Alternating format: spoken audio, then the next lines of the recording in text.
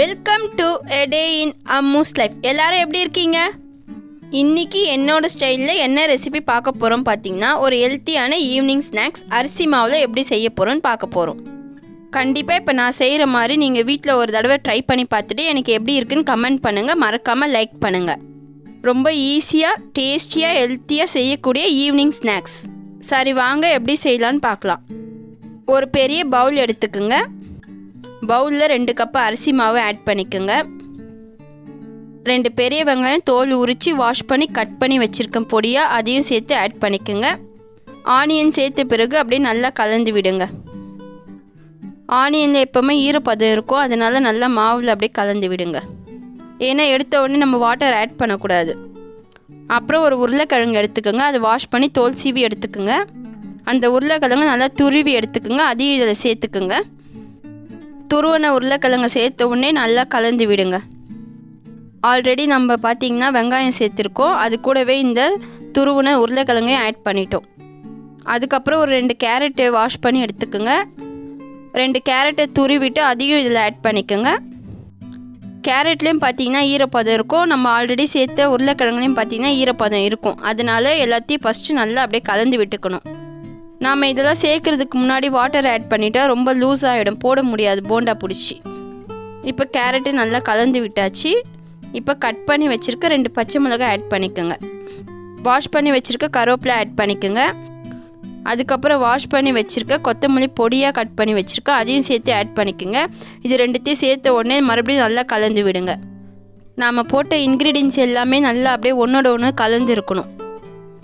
அப்புறம் அது கூடவே 1 ஸ்பூன் தனி மிளகாய்த்தூள் ஆட் பண்ணிக்கோங்க.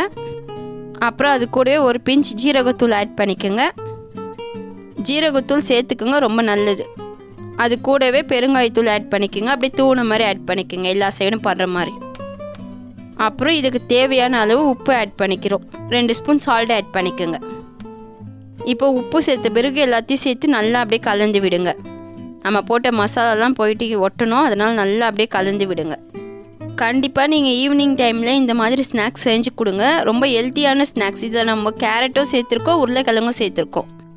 இப்போ கொஞ்சம் வாட்டர் ஆட் பண்ணிக்கோங்க. வாட்டர் சேர்த்த பிறகு மறுபடியும் அப்படியே நல்லா கலந்து விடுங்க. ரொம்ப லூஸ் ஆகக்கூடாது, நம்ம பிடிச்சி போடுற அளவுக்கு, அந்த போண்டா பிடிச்சி போடுற அளவுக்கு இருக்கணும். இப்போ இந்த மாவு இருக்கான் பாருங்கள், இவனை ரொம்ப கெட்டியாகவும் பேசியக்கூடாது, ரொம்ப லூஸாகவும் தண்ணியாக இருக்கிற மாதிரியும் பார்த்துக்கக்கூடாது. ஏன்னா எண்ணெயில் போட்ட உடனே அப்படியே பிரிஞ்சு போகிற மாதிரி இருக்கக்கூடாது.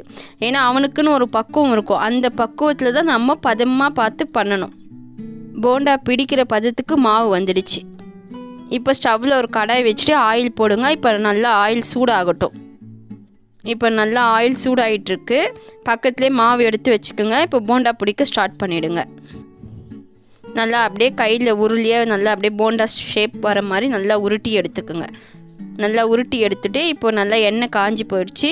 இப்போ அப்படியே ஆட் பண்ணிக்கோங்க அந்த எண்ணெயில். மறுபடியும் இன்னொரு உருட்டிக்குங்க. நல்லா போண்டா வர அளவுக்கு அந்த ஷேப் பார்த்து நல்லா அப்படியே உருட்டிக்குங்க. அதையும் உருட்டி மறுபடியும் அந்த எண்ணெயில் ஆட் பண்ணிக்கோங்க. கண்டிப்பாக இப்போ நான் செய்கிற மாதிரி நீங்கள் வீட்டில் ஒரு தடவை ட்ரை பண்ணி பாருங்கள். ஏன் சொல்கிறேன்னா அவ்வளோ டேஸ்ட்டாக இருக்கும் இது. ஏன்னா இதில் நம்ம ஆல்ரெடி பார்த்திங்கன்னா கேரட் அப்புறம் உருளைக்கிழங்கு எல்லாமே சேர்த்துருக்கோம். நம்ம வீட்டிலலாம் பார்த்திங்கன்னா எப்போவுமே அரிசி மாவு ரெடியாக இருக்கும் ஃப்ரிட்ஜில். அதனால் அரிசி மாவு இருந்துருச்சுன்னா கண்டிப்பாக நீங்கள் ஒரு தடவை ட்ரை பண்ணி பாருங்கள். எப்போவுமே மைதா மாவுலேயே செஞ்சு சாப்பிடாமல் ஒரு தடவை அரிசி மாவில் ட்ரை பண்ணி பார்க்கலாம். நான் இந்த போண்டாவில் பார்த்திங்கன்னா பேக்கிங் சோடா கூட நான் போடவே இல்லை. பேக்கிங் சோடா போடாமலே அவ்வளோ சூப்பராக வந்திருக்கு. நான் எப்போவுமே வீட்டில் ஏதாவது ரெசிபி செய்யும்போது பேக்கிங் சோடா யூஸ் பண்ண மாட்டேன். அவ்வளோதான். இப்போ நல்லா போட்டு முடிச்சிட்டோம். அப்படியே திருப்பி விடுங்க. நல்லா எல்லா பக்கமும் வேகணும். ஏன்னா பார்த்திங்கன்னா ஒரே சைடு தான் வேகும், அதனால் நம்ம நல்லா திருப்பி விடணும். அப்போ தான் எல்லா பக்கமும் வேகும். அது இல்லாமல் நம்ம அடுப்பை லோ ஃப்ளேமில் தான் வைக்கணும். ரொம்ப ஹை ஸ்பீடு வச்சா மேலே மட்டும் அப்படியே கருகுன மாதிரி இருக்கும், உள்ளனா வேகாது. அதனால் பொறுமையாக குக் ஆகட்டும். அதனால் லோ ஃப்ளேமில் வச்சுட்டு பண்ணுங்கள், அப்போ தான் உள்ளே நல்லா வேகும்.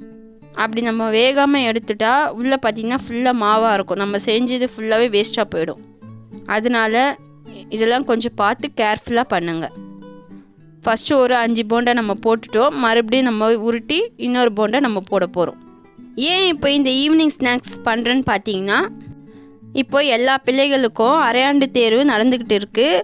இப்போ பரீட்சை முடிஞ்சு எல்லாருக்கும் லீவ் விட போகிறாங்க. அந்த லீவில் கண்டிப்பாக நம்மளை ஏதாவது கேட்பாங்க, டெய்லி ஒன்று ஏதாவது செஞ்சு கொடுங்க அப்படின்ட்டு. அந்த டைமுக்கு நம்ம இதை செஞ்சு கொடுக்கலாம்.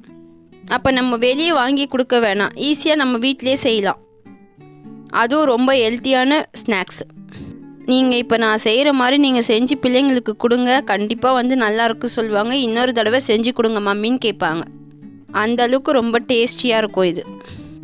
எப்போவுமே ஒரே மாதிரி ட்ரை பண்ண வேணாம், இந்த மாதிரி டிஃப்ரெண்ட் ஸ்டைலில் வேறு மாதிரி ட்ரை பண்ணி பாருங்கள். நீங்கள் அரிசி மாவு வச்சு இந்த போண்டா செஞ்சு கொடுக்கும்போது மம்மி நீங்களா இது பண்ணீங்க அப்படின்னு கேட்குற அளவுக்கு இருக்கும் இதோட டேஸ்ட்டு. அரிசி மாவு போண்டா செய்கிறதுக்கு நிறைய வந்து செலவும் ஆகாது. ஆல்ரெடி நம்ம வீட்டில் அரிசி இருக்கோ, வெங்காயம் இருக்கோ, பச்சை மிளகாய் இருக்கோ, கேரட், உருளைக்கிழங்கு எல்லாமே இருக்கும்.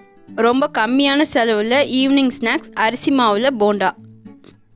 அவ்வளோதான் ஃப்ரெண்ட்ஸ். இதுக்கப்புறம் பாருங்கள், எனி டைம் உங்கள் வீட்டில் அரிசி மாவில் ஸ்நாக்ஸ் செய்ய போகிறீங்க. செகண்ட் டைம் போட்ட போண்டாவும் இப்போ நல்லா வெந்துடுச்சு. ஒரு போண்டாவாக எண்ணெய் இருத்து நல்லா எடுக்க ஸ்டார்ட் பண்ணுறோம். அவ்வளோதான், சூப்பராக ரெடி ஆகிடுச்சு. கண்டிப்பாக மறக்காமல் ட்ரை பண்ணி பாருங்கள். ஏ டே இன் அம்மூஸ் லைஃப் சேனலுக்கு முடிஞ்ச அளவுக்கு சப்போர்ட் பண்ணுங்கள். நான் நிறைய குக்கிங் வீடியோ போட்டிருக்கேன், மறக்காமல் பாருங்கள். என்னோடய சேனல் பார்த்துட்டு மறக்காமல் சப்ஸ்கிரைப் பண்ணுவீங்கன்னு நினைக்கிறேன். கண்டிப்பாக பண்ணுவீங்க. ஓகே ஃப்ரெண்ட்ஸ், இந்த வீடியோ பிடிச்சிருந்தால் லைக் பண்ணுங்கள், ஷேர் பண்ணுங்கள், மறக்காமல் சப்ஸ்கிரைப் பண்ணுங்கள். அப்படியே பக்கத்தில் இருக்க பெல் ஐக்கானை கிளிக் பண்ணுங்கள். அப்போ தான் நான் போடுற வீடியோ நோட்டிஃபிகேஷனாக வரும். மறக்காமல் ஹால் செலக்ட் பண்ணிக்கோங்க.